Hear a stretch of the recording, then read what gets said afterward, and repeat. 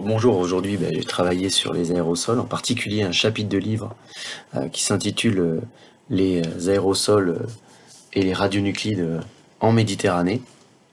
En effet, on sait que les radionuclides sont transportés aussi par les aérosols, en particulier le césium-137, dont il existe une assez forte rémanence dans les déserts, et ces poussières qui sont transportées jusqu'en Europe transportent également une charge en radionuclides, dont les césium-137, et qui peut être mesurée dans l'air et ainsi que dans les pluies.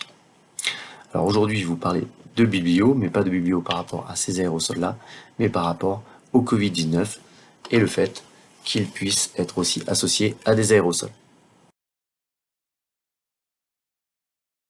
Alors, pour les biologistes et les médecins, il est vraisemblable, d'ailleurs les auteurs le disent, que les aérosols ou les gouttelettes ne représentent pas exactement les mêmes types d'aérosols que ceux que j'ai l'habitude d'étudier, les poussières de la taille du micron. Et donc le comportement n'est pas forcément le même. Toutefois, cette étude, comme vous avez pu peut-être le lire dans les médias, montre que le virus reste dans l'air, hein, sous forme d'aérosol, au moins 3 heures. Alors une autre bibliographie dont je voulais parler aujourd'hui, c'est sur la liberté, et qu'est-ce que c'est la liberté. Et donc ce livre s'appelle Au nom George, de Chris Lockton, qui raconte l'histoire d'un chien et de son maître qui s'appelle, il me semble, Harrison. Et bien sûr, le chien a des difficultés. Ici c'est Harris, pardon, le propriétaire, et ici George, le chien.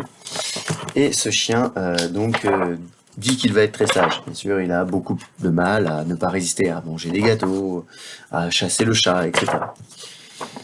Mais une fois la leçon comprise, on pense qu'il arrive à comprendre qu'il ne faut pas manger le gâteau, comment il ne faut pas non plus déranger le chat. Mais en fait, tout s'arrange, hein, le maître lui propose « Que dirais-tu d'une petite promenade ?» Et on s'aperçoit que le chien a compris la leçon et qu'il arrive à passer son chemin pour ne pas embêter les passants, à ne pas manger les gâteaux, à ne pas chasser le chat. Bon, l'histoire se finit sur une énorme poubelle que Georges a bien sûr envie de fouiller, et on ne sait pas comment ça se finit. En revanche, l'introduction du texte est assez intéressante puisqu'il s'agit d'une citation d'un texte d'Épictète que je vais vous lire. « Penser est facile, agir est difficile. Ce n'est pas par la satisfaction du désir que s'obtient la liberté, mais par la destruction du désir. Nul homme n'est libre s'il ne sait se maîtriser. »